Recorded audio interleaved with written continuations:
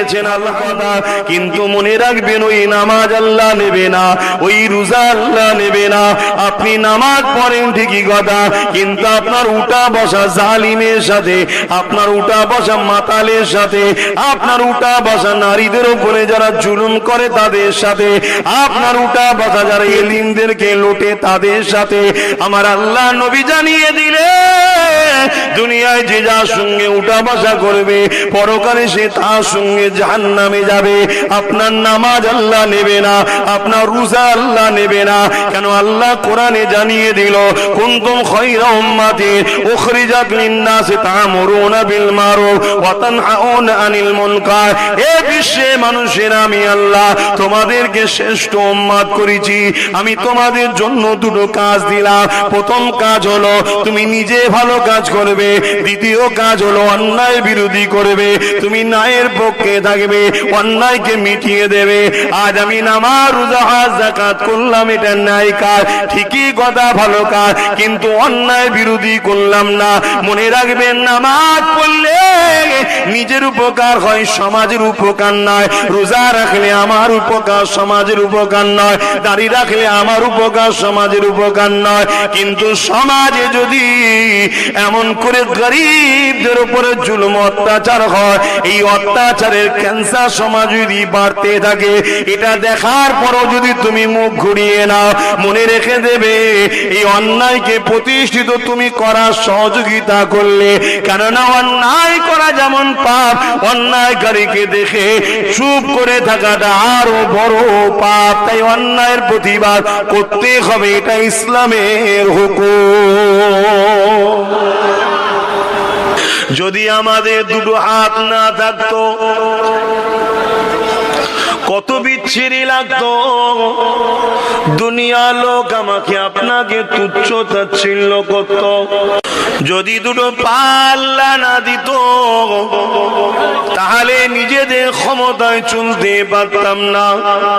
যদি জবানে আল্লাহ কথা না দিত আপনাদের কাছে কিছু শোনাতেও পারতাম না। যদি আমাদের চোখে না নজর জ্যোতি দিত তাহলে আমরা মা বাপকেও দেখতে পেতাম না। এই পৃথিবী যেটাকে আমরা বিশাল পৃথিবী বলি, তাই তো নাকি? বিশাল পৃথিবী না, বিশাল নয়। প্রথম আসমানের কাছে একটা ফুটবলের থেকেও ছোট। ইটালি আমরা এত ফকর করি বিশাল পৃথিবী, একটুখানি।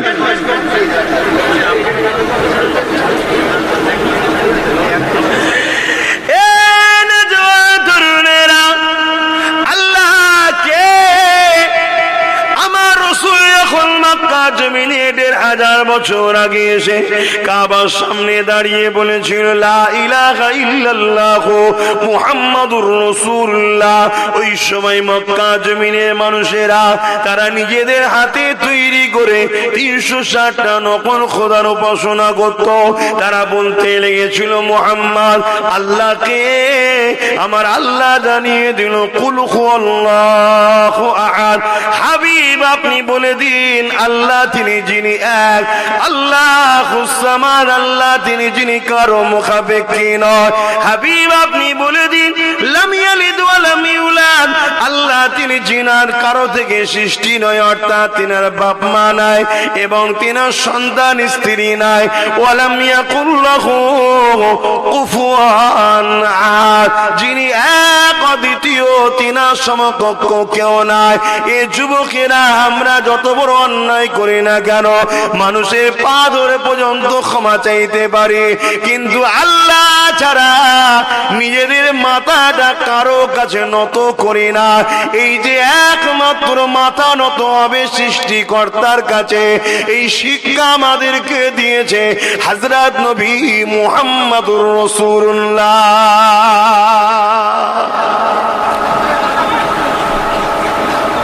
আমি গলা আওয়াজটা চেপে আছে ভাই, আমার প্রেসার দিতে হচ্ছে। এইগুলোকে একটু ঘোরাও না, না টেনে নিচ্ছে। শুনছেন? এতে কি আমরা ধন্য নয়? কত বড় নসিব আমাদের। আমরা গুনাহগার হতে পারি, আমরা বদকার হতে পারি, আমরা গান শুনেছি, যাত্রায় গেছি, বদমাইশি করেছি, কিন্তু আলহামদুলিল্লাহ আমরা আমাদের সৃষ্টিকর্তা ছাড়া কারো কাছে মাথা নত করিনি। জোরে বলুন সুবহানাল্লাহ। কারো কাছে ভুল করে ফেললে পা ধরে হয়তো ক্ষমা চাই, কিন্তু কারো কাছে মাথাটা নত করে সেজদা একমাত্র এটা কে দিয়েছে আমাদের ঘরে? আমার রাসূল শিখিয়েছে। জোরে বলুন সুবহানাল্লাহ।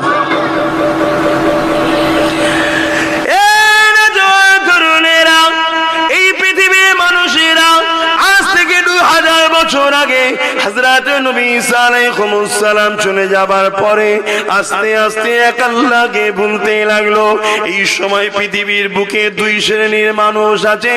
এক শ্রেণীর মানুষ তাদের লোভ লালসা হলো মানুষের প্রভু হব, তারা তাই মানুষকে সর্বসময় সুযোগ খুঁজে বেড়ায় কি করে নিজেদেরকে দাস দাসী বানানো যায়, তারা নিজে আমাদেরকে তাদের দাস দাসী বানানো যায়। তাই ঈসা নবী চলে যাবার পরে এই পৃথিবীর জমিনে সত্যের খবর, ইনসাফের খবর, এক আল্লাহ পাকের খবর প্রচারের মানুষ বন্ধ হয়ে যায়। এই জন্য তৎকালীন সময় রোম থেকে শুরু করে আরব দুনিয়া থেকে শুরু করে সব জায়গাতে এক শ্রেণীর মানুষ, তারা মানুষগুলোকে নিজেদের দাস দাসী বানিয়ে দেয়, তারা নিজেদের উপাসনা করায় এবং তারা নিজেদের মন গড়া 360টা নকল খোদা তৈরি করে দেয়। এই খোদা করে দিয়ে তাদের দাসত্ব করায়। তারা এত অত্যাচার করত, নারীগুলোকে ভোগের পাত্রী বানিয়েছিল। কারো ঘরে কন্যা সন্তান হলে তাদেরকে জেন্ত জেন্ত পুঁতে দিত। তাদের বিরুদ্ধে কথা বলার কোনো ক্ষমতা ছিল না। কেন? তারা ক্ষমতার জোরে যেই তাদের বিরুদ্ধে কেউ কথা বলবে তাদেরকে জেলে দেবে, হত্যা করবে, মেরে দেবে। এই যুবকেরা এই সময় পৃথিবীর মানুষগুলোকে খারাপ রাস্তা থেকে বাঁচাবার জন্য, নাই সত্যের রাস্তায় আনার জন্য 570 খ্রিস্টাব্দে 12 রবিউল আউয়ালে সোমবার শুভে সাদেকের সময় তামাম কায়নাতের জন্য, তামাম মানুষ জাতির জন্য আল্লাহ পাক যিনাকে নবী রাসূল করে পাঠালে তিনি হলেন মুহাম্মদ রাসূল। তিনি সবার জন্য আসলেন। তিনি এসে প্রথম বললেন লা ইলাহা ইল্লাল্লাহ, কোনো ইলাহা নাই, কোনো মালিক নাই, কোনো প্রভু নাই, কোনো খালেক নাই, ইল্লাল্লাহ, এক আল্লাহ ছাড়া। আনা মুহাম্মদ রাসূলুল্লাহ, আমি সেই রবের পক্ষ থেকে মেসেঞ্জার এসেছি, রসুল এসেছি, খবরদাতা এসেছি, তোমরা আমার কথা মেনে নাও। ভাই মেনে নেবে? এত সহজে মেনে নিয়েছিল? হ্যাঁ, তারা আমার রসুলকে রক্তাক্ত পর্যন্ত করেছে। আজ এই যে আমরা এক আল্লাহ পেয়েছি আমার রসুলের অবদানে, কিন্তু আজ আমাদের ঘরের ছেলে এক আল্লাহ পেয়ে খুশি নয়। এমন এমন জায়গায় যায় যেখানে এক আল্লাহ ছাড়া অনেক আল্লাহর উপাসনা হয়, সেখানেও আমাদের ছেলেরা ঘুরতে যায়। মনে রাখবে, গজবের জায়গায় যেতে নাই, টপ করে যদি ধরা পড়ে যাও ওই গজবের শিকার হয়ে যেতে হবে, বিপদের শেষ থাকবে না। আল্লাহ পাককে ভালোবাসেন, মুহাব্বত করেন।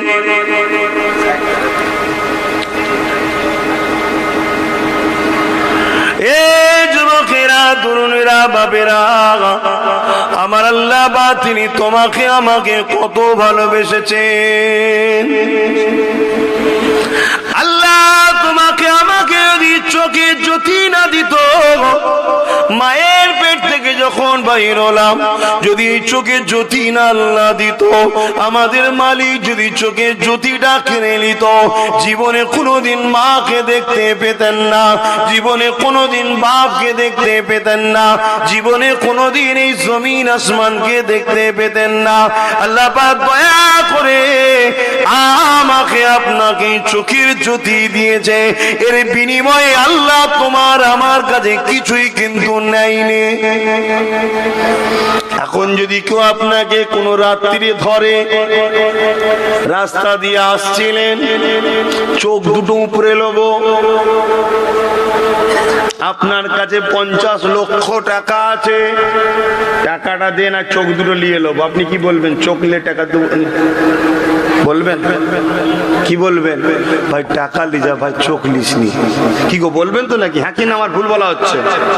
তাহলে দুটো চোখের দাম 50 লাখের থেকেও দামি। তাহলে আল্লাহ কত দামি জিনিস আমাদের কাছে রেখেছে বুঝতে পারছেন? এই একটা একটা চোখে কত হাজার কোটি করে ক্যামেরা আছে জানেন, লেন্স জানেন? কি গো হ্যাঁ কি না বল? একটা একটা চোখে 13,000 কোটি করে লেন্স আছে, দুটো চোখে 13 দুগুণে 26,000 কোটি লেন্স আছে। জোরে বলুন সুবহানাল্লাহ। আপনি আমাকে দুনিয়ার বিজ্ঞানের কথা শোনাবেন না। দুনিয়ার বিজ্ঞান হচ্ছে বাচ্চা ছেলে, 1,500 বছরের বিজ্ঞান। এটা কত বছরের? 150 বছর। এ বাচ্চা ছেলে ইসলামের কাছে। বললেন না আলহামদুলিল্লাহ?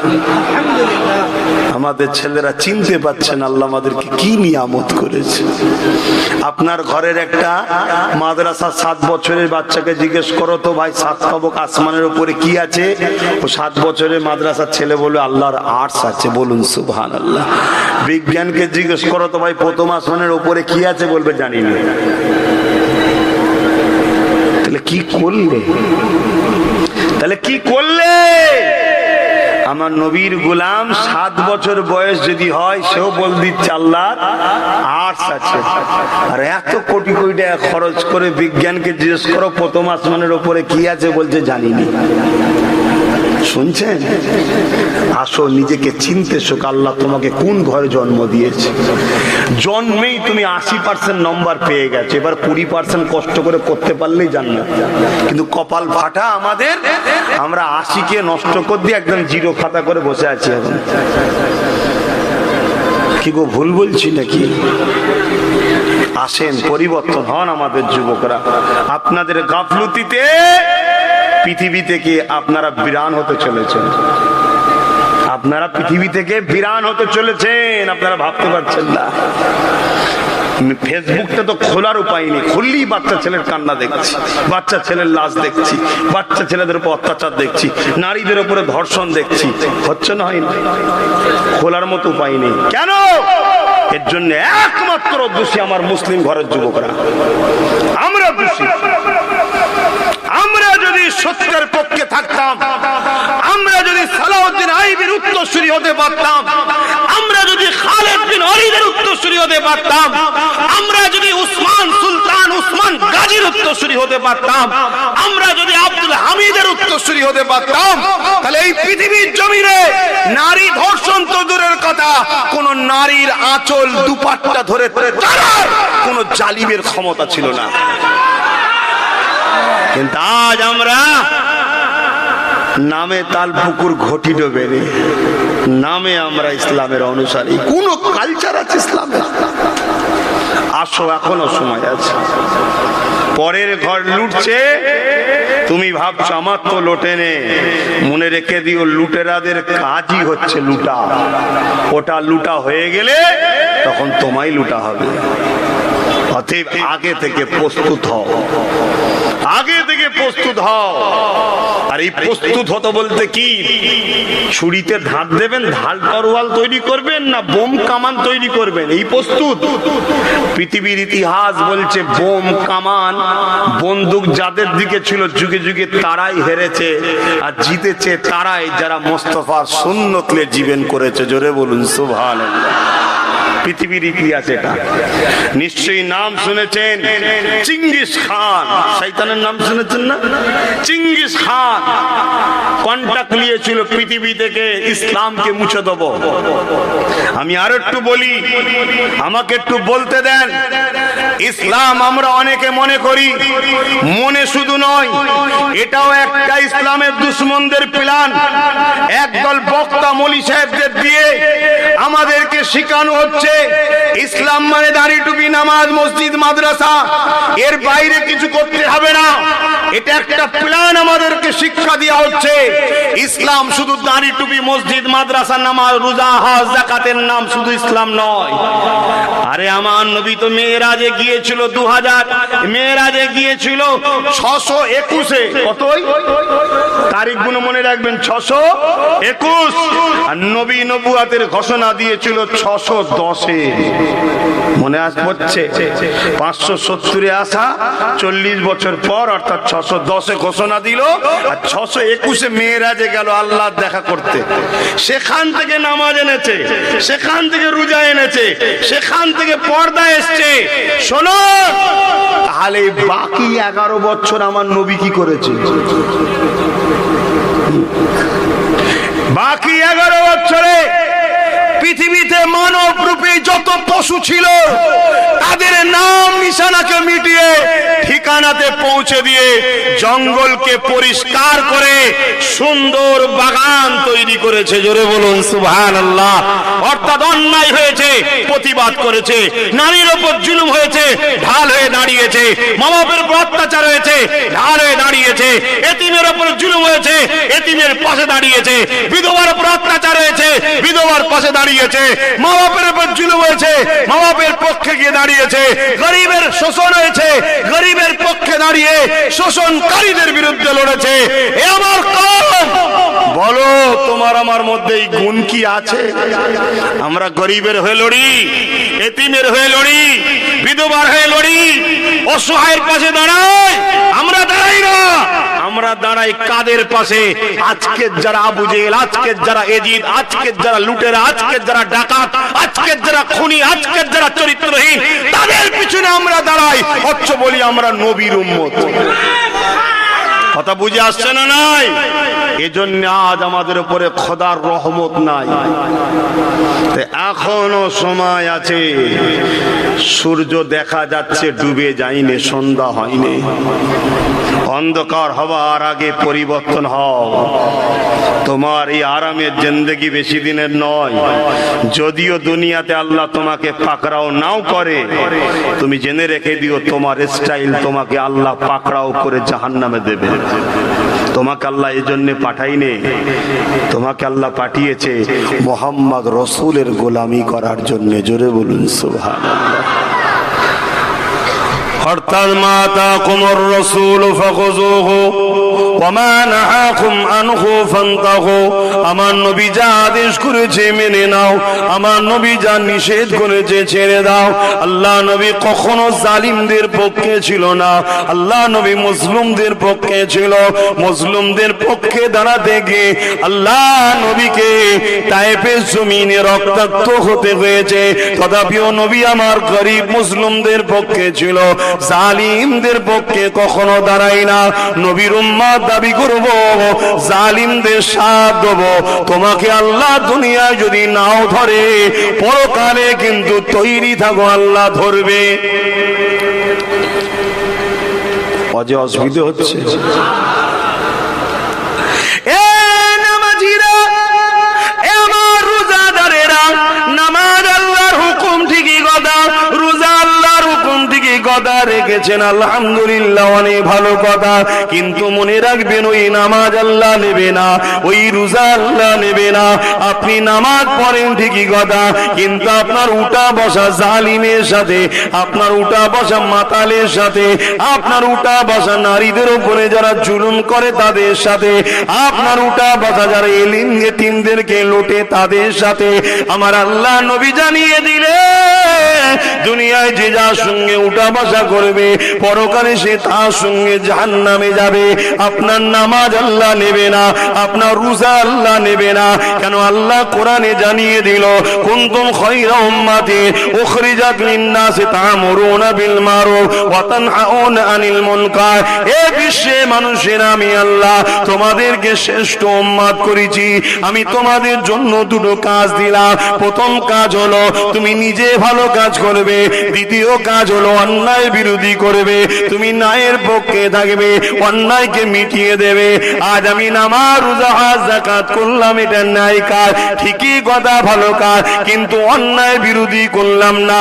মনে রাখবেন, নামাজ পড়লে নিজের উপকার হয়, সমাজের উপকার নয়। রোজা রাখলে আমার উপকার, সমাজের উপকার নয়। দাড়ি রাখলে আমার উপকার, সমাজের উপকার নয়। কিন্তু সমাজে যদি এমন করে গরিবদের উপরে জুলুম অত্যাচার হয়, এই অত্যাচারের ক্যান্সার সমাজ যদি বাড়তে থাকে, এটা দেখার পরও যদি তুমি মুখ ঘুরিয়ে নাও, মনে রেখে দেবে এই অন্যায়কে প্রতিষ্ঠিত তুমি করার সহযোগিতা করলে।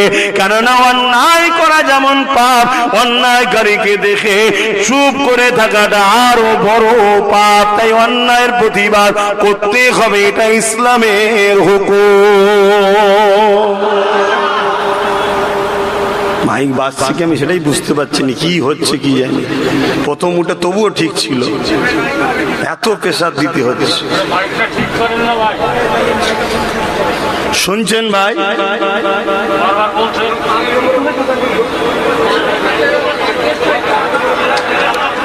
এই পরিবেশে কি করে হজ করবো, এত সব কথা। শোনেন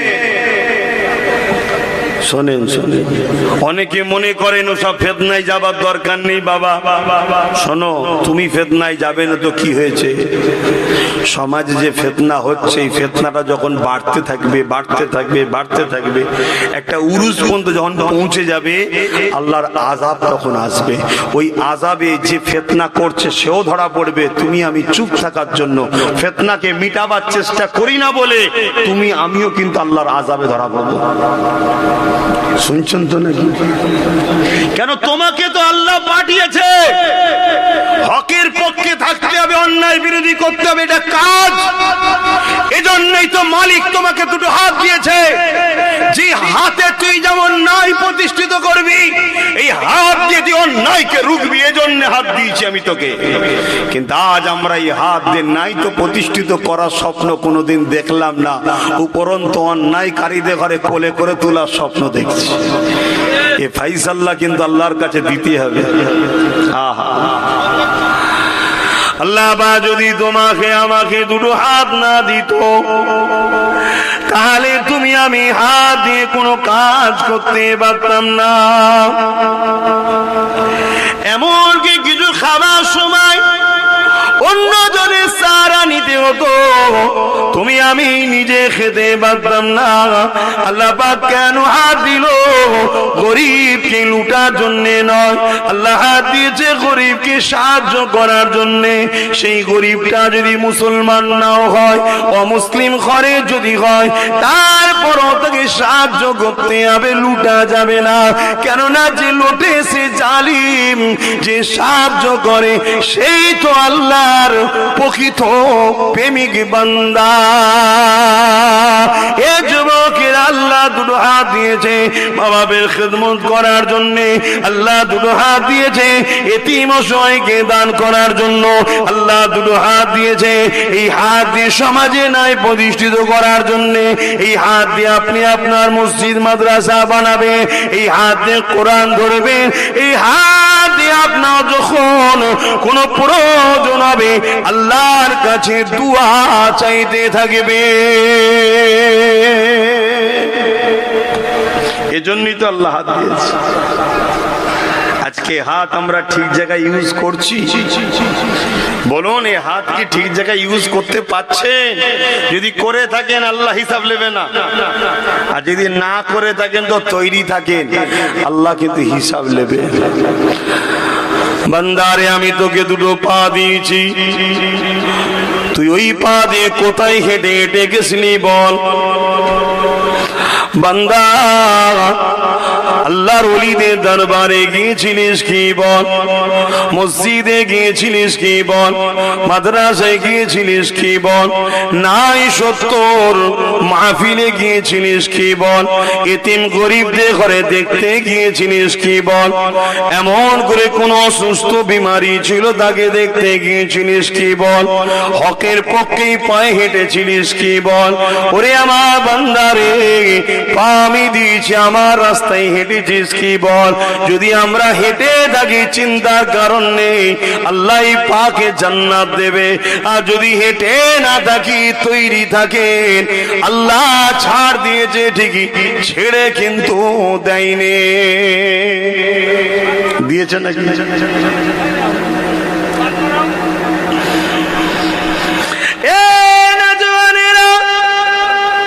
আজ পৃথিবীর জমিনে কি অত্যাচার, কি জুলুম হচ্ছে আমরা সবই দেখতে পাচ্ছি।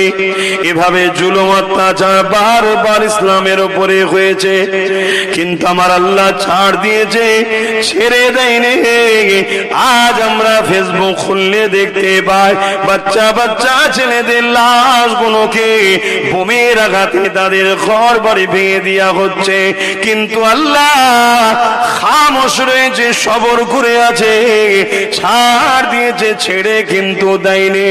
মনে রাখবেন, এই অত্যাচারটা আজকে নতুন নয়, যুগে যুগে যুগে একদল জালিমরা এইভাবে অত্যাচার করেছে।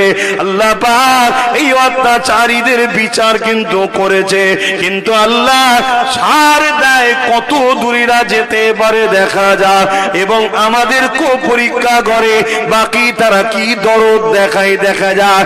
এ যুবকেরা, তোমার আমার প্ল্যাটফর্ম কোন দিকে? অত্যাচারীর দিকে না মজলুমের দিকে? এটাও আল্লাহ পরীক্ষা করে।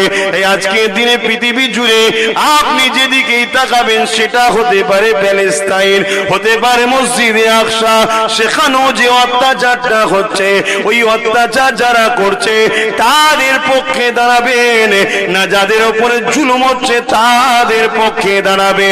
এটা তোমার আমার জন্য পরীক্ষা, এবং এই পরীক্ষা দ্বারা আল্লাহ বা তোমাকে আমাকে শিক্ষা দিতে লেগেছে। ওরে আমার বান্দা বান্দিরে, আমি আল্লাহ কোরআনে যাদেরকে দুশমন ঘোষণা করেছি, তাদেরকে দুশমন জানার পরে বন্ধু বলে অ্যাকসেপ্ট যখন করে নিবি, আমি আল্লাহ তাদের হাতেই তোদেরকে লাঞ্ছিত করব। বুঝতে পারছেন? দুনিয়ার বুকে যখন হিটলার ওদেরকে মেরে মেরে শেষ করে দিচ্ছিল, কেউ জায়গা দেয়নি, দরদ দেখিয়ে জায়গা দিয়েছিল। আল্লাহর কোরআন যাদেরকে প্রকাশ্য দুশমন বলে ঘোষণা দিয়েছে, কেন? সৃষ্টিকর্তা তিনি সব থেকে বেশি জানেন কে পরিবর্তন হবার, কে হবে না।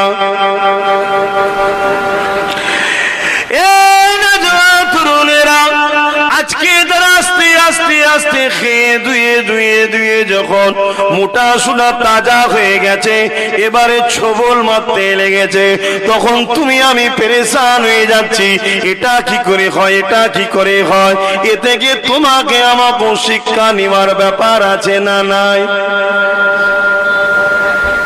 নেওয়ার দরকার আছে না নাই? আমরাও তো ওই ভুলের কাজ করে যাচ্ছি। ওনারা 80 বছর মরছে, আর আমরা 77 বছর ধরে তো ভুগছি। কথা বুঝছেন না? বোঝেন না? আমরাও তো খেয়ে দিয়ে আর করে পরে আল্লাহর খেয়ে আর বোনের মোষ তাড়াচ্ছি। কি করে না করে না? এ থেকে শিক্ষা নাও।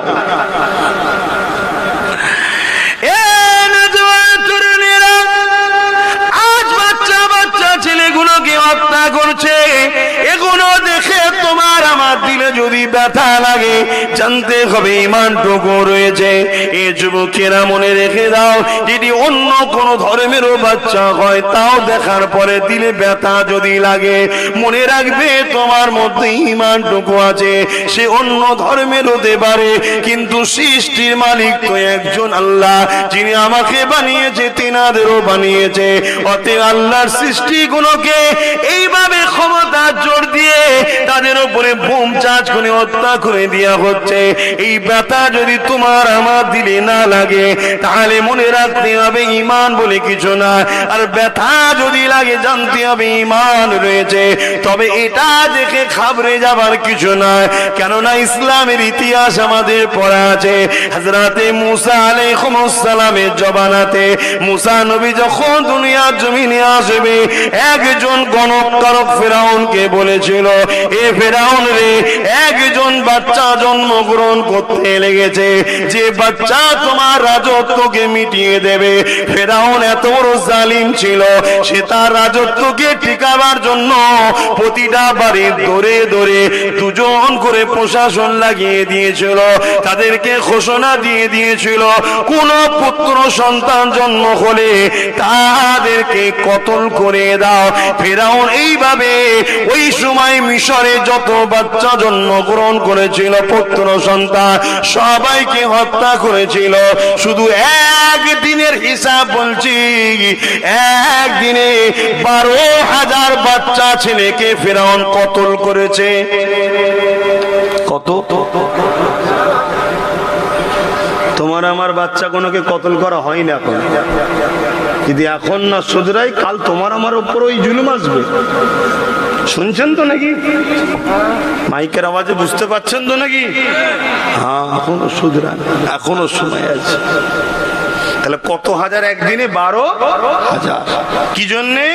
শুধু নিজের শয়তানি গদিকে টিকাবে বলে, নিজের শয়তানি পথকে টিকাবে বলে, ক্ষমতাকে দখল করবে বলে।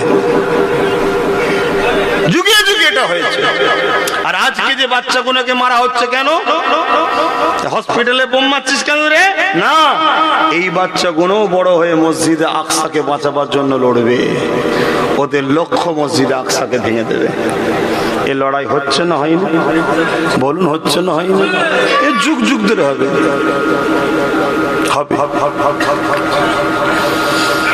কিন্তু শুধু সমস্যা একটা জায়গায়, প্রত্যেক লড়াইতেই আল্লাহ হক অর্থাৎ ইসলামকে জিন্দা করেছে। জোরে বলুন সুবহানাল্লাহ। কিন্তু আজকের এই লড়াইয়ে ইসলামই জিন্দা হবে, কিন্তু আমরা কামিয়াব হতে পারবো কি সন্দেহ আছে। কিছু বুঝতে পারছেন আমার কথা? ইসলাম তো জিন্দা হবে। আজকের এই লড়াই শুধু প্যালেস্টাইন বাসীকে মারা নয়, আজকের এই লড়াই বিশ্বকে মেসেজ দেওয়া হচ্ছে যে একজন আসছে, ওদের মসিহ দাজ্জাল, অতএব তার নেতৃত্ব পৃথিবীতে শক্তিশালী করার প্ল্যান চলছে। আর আমাদের পক্ষে একজন আসছে, তিনি হলেন হযরত ইমাম মেহেদী আলাইহিস সালাম। জোরে বলুন সুবহানাল্লাহ। পৃথিবী জুড়ে দাজ্জালের পক্ষ কাজ করছে, মেহেদী হুজুরের পক্ষ কাজ করছে। তোমাদের ঘরে ভেবে নিতে হবে, আব্বাস দাজ্জালের পক্ষে না মেহেদীর পক্ষে? যদি মেহেদীর পক্ষে হয়, যার সাথে আমার টক্কর হবে তাকে বাদ দিয়ে তোমাকে আমার সাথে আসতে হবে। কারণ বেশি খুলে বলার সময় নেই, বেশি খুলে বলার সময় নেই, এখন গুছোতে হবে। কারণ আমার হুজুর আসছে, আমার হুজুরের জন্য প্রস্তুত করব না? যেমন আমি আসছি, আপনারা প্রস্তুত করছেন না করেন না? তাড়াতাড়ি প্যান্ডেল করা, আর করা, মাইক লাগানো, রাস্তা ক্লিয়ার করা, ভলান্টিয়ার দিয়ে ব্যারিকেড করা, হু করে করছেন, তাই না? আমাদের হুজুর আসছেন ইমাম মেহেদী সাল্লাম, তার প্রস্তুত নিতে হবে। অলরেডি শুরু হয়েছে কাজ। কথা মাথায় ঢুকছে? নিবার হন না, না নিবার হয় না, না। তবে মনে রাখবেন, যেতে সবাইকে হবে, আজ নালে কাল সবাইকে ফিরে যেতে হবে। যদি মনে করেন মরার পরেই তো সব শেষ হয়ে যাবে, এ যুবকেরা, না না না, মরার পরে সব শেষ হয়ে যাবে না। কেননা যিনি সৃষ্টি করেছে তিনি আবার উঠাবে। কবে উঠাবে? আল্লাহর কোরআন জানিয়ে দিচ্ছে, সেই দিনটা উঠাবে। সুম্মা নুফিকা উখরা ফাইযা হুম কিয়ামুন ইয়ানজিরুন, যেটা হবে বিচারের দিন, ময়দানে মাশর। দুনিয়ার জমিনে ক্ষমতার জোরে পরের জমিকে তুমি মেরে নিলে, গরিব তোমার কিছু করতে পারলো না, দুনিয়ার প্রশাসনও তোমার বিচার করলো না। কেন? প্রশাসন আজ বড় লোকদের সঙ্গে মুখ লাগাতে চাই না। যত রকম ফতোয়া, যত রকম আইন তো গরিবের উপরে চাপাতে চায়। কথা ঠিক না? এর জন্য প্রশাসনের দোষ দেবো না গরিবদের? আর কথা নেই না, গরিবদের দোষ। বদমাইশ নেতা নির্বাচন করবে, সেটা উঠে প্রশাসনের মাথায় চাপ দিচ্ছে, তা কি করবে? গরিবদের দোষ। এক কাপ চা খেয়ে বাচ্চার ভবিষ্যৎ ভুলে যাও, আর মার খেতে হবে না? কথা খারাপ লাগছে না? যে হুজুর হজ করতে সব বলবে কেন? আরে এটা ইসলাম বলছি। তোমার মাথায় বুদ্ধি না থাকে, পেটে বিদ্যা না থাকে, আসো পড়াবো, কান ধরে পড়াবো, চলে আসো। এটা ইসলামই বলছি আমি। তোমার ঘরে ছেলে নেই, তুমি কানা একা বেঁধে গেছো, তো আমি কি করবো? আমার আল্লাহ 10টা দিলে 10টা গেলিয়ে আসবো। আমার ইসলামের সব আছে, তোমার নেই, তো আমি কি করতে পারি? কথা বুঝছেন না? বোঝেন? তাহলে দোষ আমাদের, প্রশাসনকে দোষ দিয়ে লাভ নেই। আমরা যদি ভালো, পরেশগার, উপযুক্ত, চরিত্রবান, সে মুসলিম হোক আর অমুসলিম হোক, অমুসলিমদের মধ্যে ভালো সভ্যতা, মানবতা ব্যক্তি লোক আছে না? নাই। সেরকম যদি ইন্টেলিজেন্স, ভালো ব্রেনিয়ান, ভালো সৎ চরিত্রবান, ভদ্র, নম্র লোককে যদি জায়গায় আনতাম, তাহলে সেও তো বলতো প্রশাসনকে, আমার জন্য কিছু লাগবে না, আমার জন্য কিছু লাগবে না, এলাকার মানুষজন নিরাপদে থাকে, তোমরা দেখবে। তাহলে প্রশাসনও বলতো স্যার ঠিক আছে স্যার। কে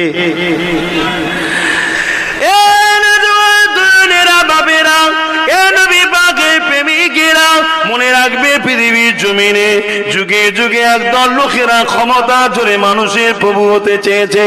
নতুন করে একজন আসছে, যার নাম হলো দাজ্জাল।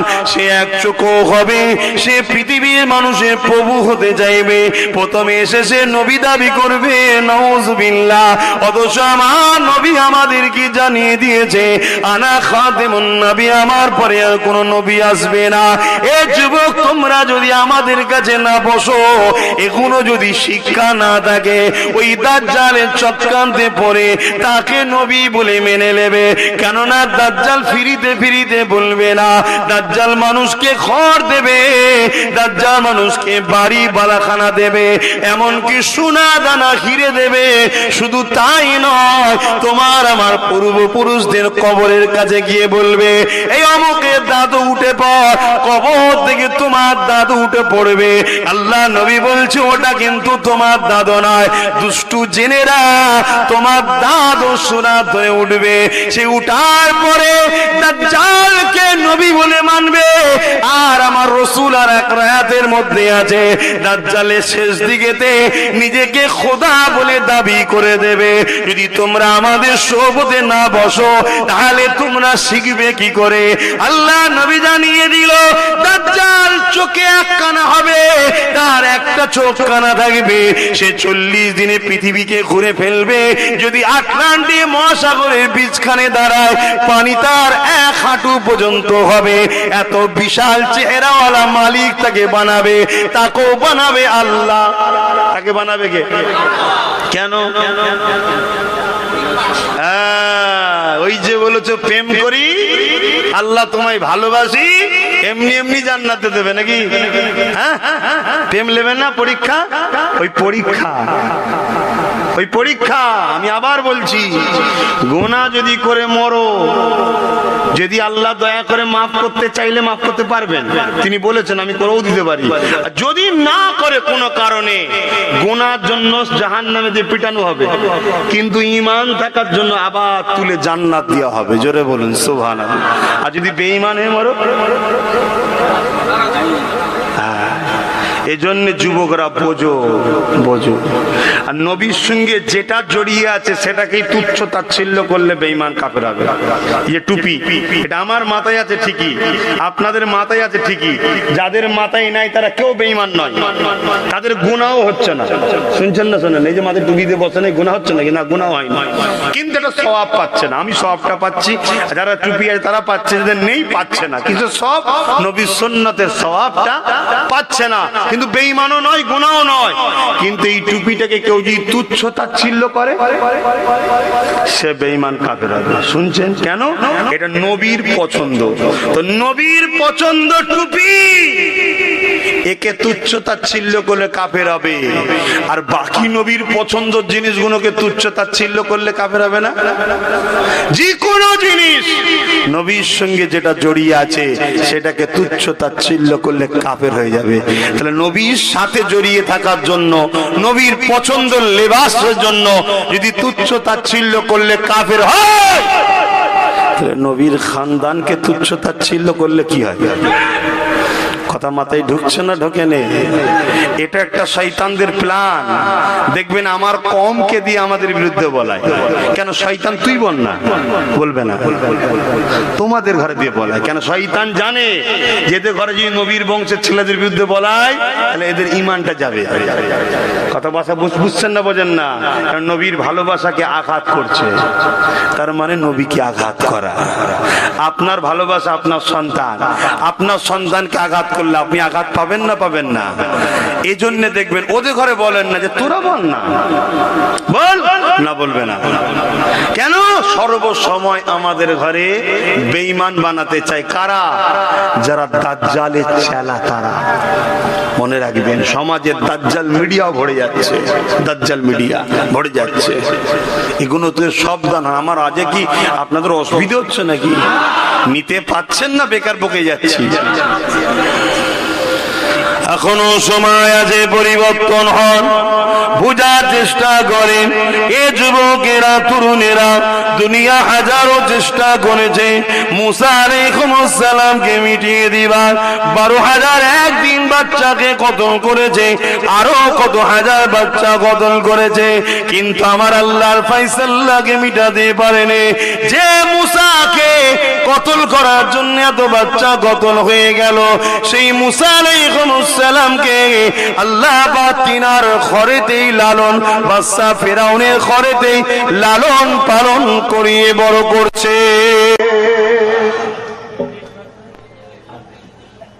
দরুদ শরীফ আল্লাহুম্মা সাল্লি আলা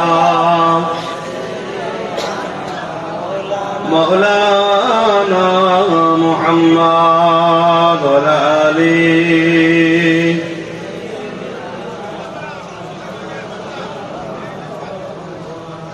एक मैं ही नहीं उन पर कुर्बान ज़माना है,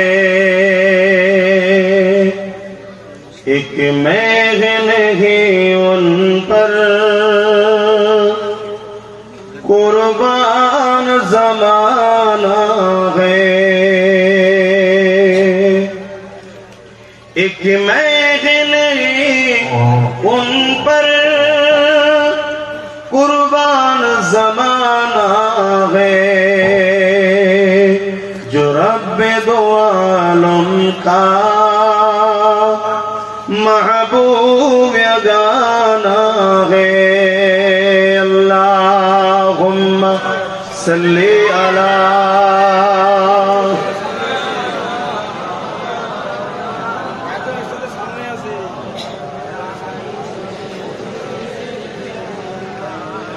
আমার আব্বা জানেরা, ভাইরা, মায়েরা, বোনেরা, এ দুনিয়া দুদিনের এসেছি।